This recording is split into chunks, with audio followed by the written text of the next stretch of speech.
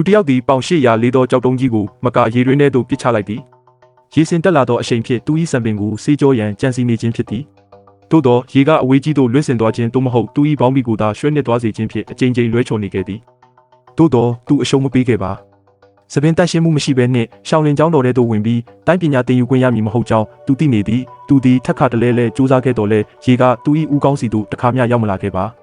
သို့သောနေ့စဉ်ကြောက်တုံးကြီးကိုပြရခြင်း၏ကောင်းကျိုးတစ်ခုကားရှိလာခဲ့သည်သူ၏လက်မောင်းများမှာတစ်နေ့ထက်တစ်နေ့ပို၍တန်မာလာခဲ့သည်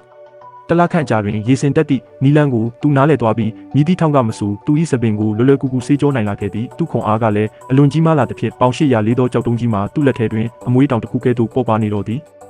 နောက်ဆုံးတွင်သူ၏စပင်ကိုတန်ရှင်းအောင်စေးကြောနိုင်ခဲ့တော်လဲသူတက်ထားသောစပင်တူကြီးမှာအယောင်လွင့်နေသည်ကိုသတိထားမိသွားသည်ထို့ကြောင့်သူသည်နေရန်ပေါ်မှအမှုန့်ဖြူအချို့ကိုယူကာစပင်ကိုအဖြူရောင်ဆိုးလိုက်သည်နောက်တစ်နေ့တွင်သူသည်ဆရာကြီးထံသွားကာကျွန်တော်စပင်တွေတန်ရှင်းသွားပါပြီဟုပြောလိုက်သည်သို့သောဆရာကြီးကသူ့ကိုအကဲခတ်ယုံဖြင့်တိလိုက်သည်သူသည်စပင်တူတက်ထားသောလူလိမ်တစ်ယောက်ဖြစ်ကြောင်းတစ်ချက်ကြည့်ယုံဖြင့်သိမြင်သွားသည်ဆရာကြီးကစပင်တူကိုလှမ်းဆွဲလိုက်သောအခါထိုသူကထိတ်လန့်တကြားနောက်သို့ဆုတ်လိုက်သည်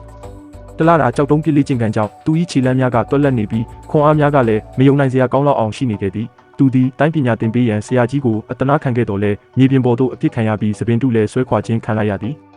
သူသည်ကျောင်းတော်မှအနှင်ထုတ်ခံရတော်မူဟုထင်မှတ်ထားတော်လဲဆရာကြီးကသူ့ကိုနောက်ဆုံးအခွင့်အရေးတစ်ခုပေးခဲ့သည်အကယ်၍သူသည်ကျောင်းတော်၏အမိုးကိုဝါများဖြင့်ပြန်လည်ပြုပြင်ပေးနိုင်လျင်တိုင်းပညာသင်ပေးမည်ဟုကတိပေးခဲ့သည်သူသည်ဝေခွဲမနေဘဲသဘောတူလိုက်ပြီးပင်ပန်းဆင်းရဲလာသောအလုပ်ထဲသို့ခေါင်းဆိုင်နှင့်ဝင်သွားတော်သည်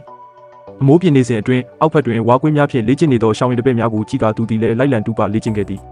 ဝါစာအနှများကသူ၏လက်မောင်းကိုရှာနာစေကသွေးများထွက်နေတော်လဲသူတစ်စက္ကန့်မျှမနာခဲ့ပါညစ်နေ၍လူတိုင်းအိမ်မော်ကျနေချိန်တွင်ပင်သူသည်ဆက်လက်လေ့ကျင့်နေခဲ့သည်နောက်တစ်နေ့တွင်ရှောင်းလင်တပည့်များခန္ဓာကိုယ်ပျော့ပြောင်းအောင်လေ့ကျင့်နေသည်ကိုမြင်သောအခါလေးလံသောဝါလုံးကြီးကိုကင်ကာလိုက်လံအတူယူပြန်သည်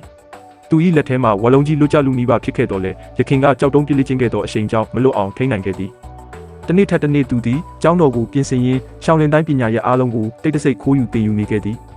ကျောင်းတော်အတွင်းရှိတပည့်များပင်ပညာရဲ့တစ်ခုကိုသာကျွမ်းကျင်နိုင်တော်လဲသူကမူအားလုံးကိုတက်မြောက်နေပြီဖြစ်သည်နှစ်နှစ်ကြာသောအခါအမိုးပြင်သည့်အလုပ်ပြီးစီးသွားခဲ့သည်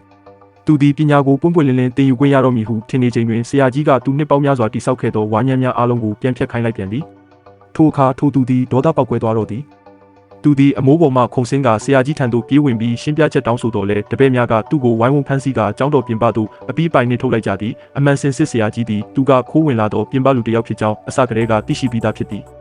သူ၏စိတ်တူတက်သောတဘာဝကလည်းကျောင်းတော်၏စီကံများနှင့်ဆန့်ကျင်ဘက်ဖြစ်နေသည်ဆရာကြီးကသူ့ကိုအမိုးပြင်ခိုင်းခြင်း၏အစစ်အမှန်အကြောင်းရင်းမှာသူ့ကိုတိတ်တဆိတ်တိုင်းပညာသင်ယူခွင့်ပေးခဲ့ခြင်းဖြစ်သည်သို့သောနောက်ဆုံးအချိန်ထိသူသည်ဆရာကြီး၏စေတနာအမှန်ကိုနားမလည်နိုင်ခဲ့ပေ